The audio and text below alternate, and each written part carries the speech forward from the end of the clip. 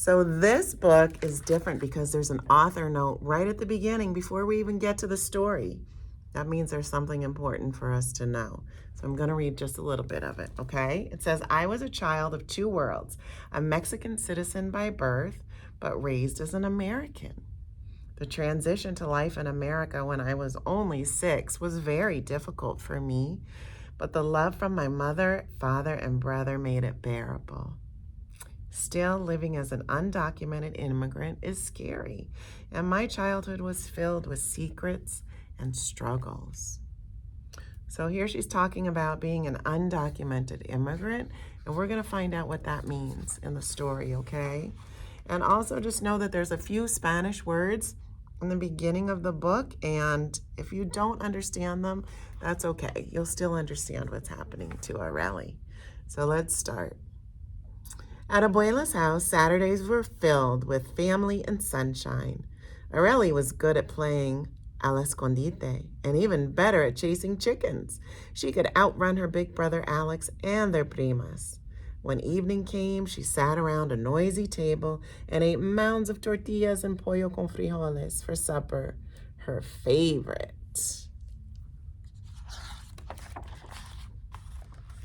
Bring, bring.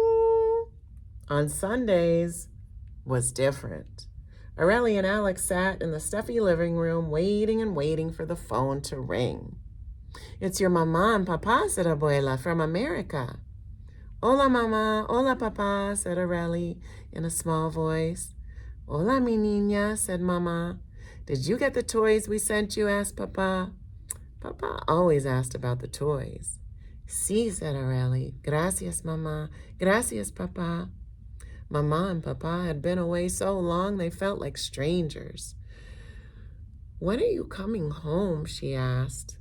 But she knew the answer. Oh, mija, we can't come back to Mexico, said Mama. We're trying to get you here to America with us. Your mama and I dream of the day we will all be together, said Papa. We will send for you soon, I promise. When Aurelie hung up the phone, Alex tried to make her smile. Mama and Papa think about us all the time, he said. They're working hard, mija, Abuela said, for all of us. They want us to have a better life. But why will Alex go to America first and then me, Aurelie asked. Abuela had told her the answer many times. Alex was born in America, so he can come and go. You were born here, so it's harder for you. How hard? But Abuela didn't answer. Instead, she wrapped Aurelie in her arms. Your mama and papa want you all to be together as a family. But they weren't all together as a family that year. Mama and papa didn't come back for Aurelie's birthday, or Dia de los Muertos, or even Navidad. Then one night, Alex took out his suitcase. Where are you going? Aurelie asked, but she already knew. You know where I'm going, Alex said. I'm going to Nueva York. He flashed her a big grin and gave her a drawing of the two of them in the yard with chickens. So you won't forget me, he said. A few days later, he was gone. Now when Aurelie waited for calls from Mama and Papa, she had to wait alone. That fall, Aurelie started kindergarten at the school near her abuela's house. She was so proud to be at school. She learned to tie her shoes and write the letters of the alphabet, and she played al escondite with her new friends. She barely thought of Nueva York at all. Until the day Abuela greeted her with tears in her eyes. Aurelie, mija, you're leaving us. She said, your mama and papa are sending someone to take you to New York to live with them at last. Abuela's voice was shaking. I don't want to go to New York, Aurelie said. I want to stay here with you and my friends and my home. Please don't make me go, Abuela. If I could take care of you here, I would, my sweet, but I'm old and there's no future for you in Mexico. You don't understand now, but someday you will. The next Saturday night's dinner was very sad. Aurelie said goodbye to her cousins. She said goodbye to her friends. She said goodbye to the mountains and the chickens. I'll never forget you, she said. On Sunday morning, Abuela woke Aurelie at dawn. They held each other very tightly. A man with kind eyes was waiting for Aurelie in the doorway.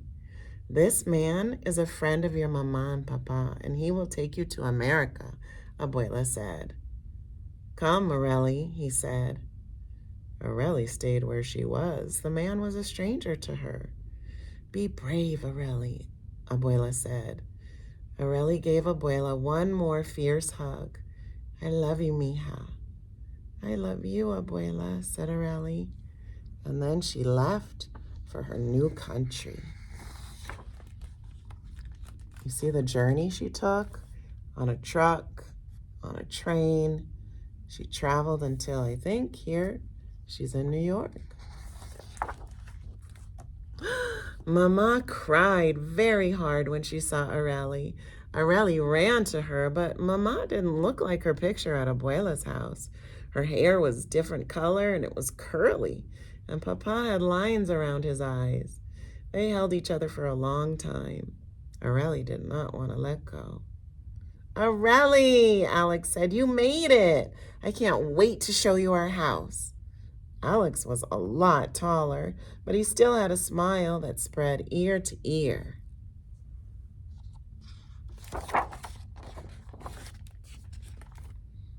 Everything in New York was bigger and faster and noisier than the mountains. It wasn't home at all.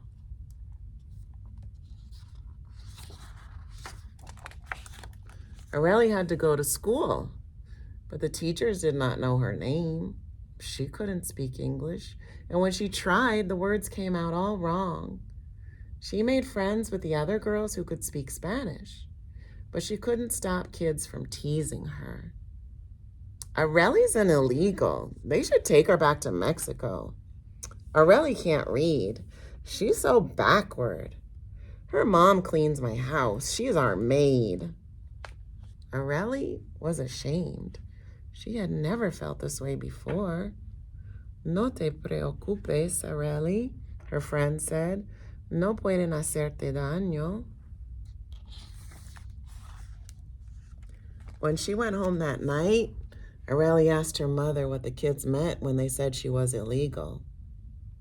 Illegal means against the law, her mother began. I'm not against the law, Aurelie said. Of course you're not, said her mother, but you were born in Mexico, so even though you're growing up here in America, you are not a citizen of this country. Do I get to be a citizen someday? Asked Aurelie. I hope so, mija. I hope so. Her mother wouldn't say anything else, so Aurelie asked Alex why she needed to be a citizen. If you're a citizen, you can do whatever Americans do, he said. Well, what if I'm not? Aurelie asked. She wasn't sure she wanted to know the answer. Then I guess you could be taken back to Mexico, said Alex. He wouldn't look at her. Without us. Aurelie didn't understand, but she knew she should stay quiet about her first home in Mexico. She didn't want to be sent back to Mexico all by herself. She did not want to break the law just by being who she was.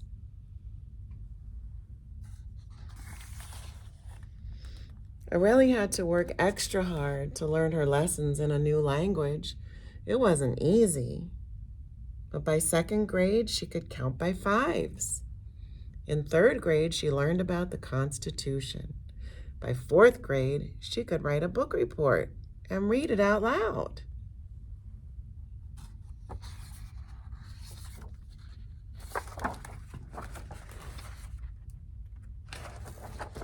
Pretty soon, it was hard for Aurelie to remember how the sun shone on the mountains at Abuela's house.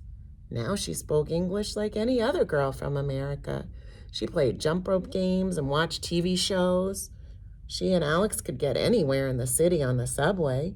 They rode the F train all the way to Coney Island, where she saw the ocean for the first time. And every 4th of July, she was mesmerized by the fireworks in the sky. She was a New Yorker. In the 5th grade, Aureli's class went on a field trip.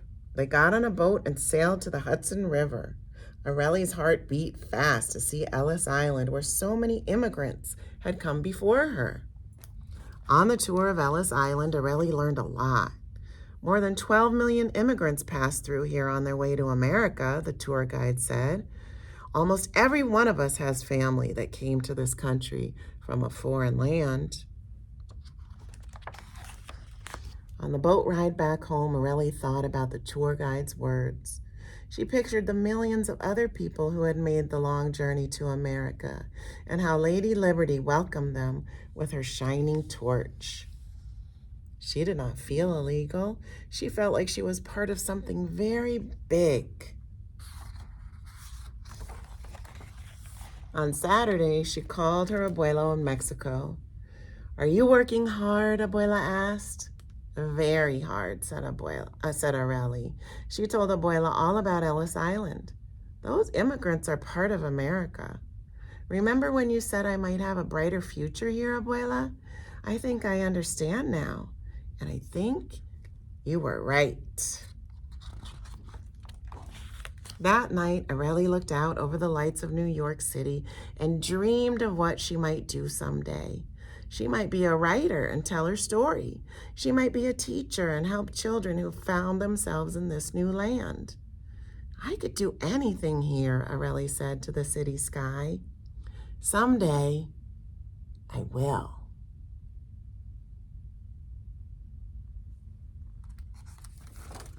That's the end.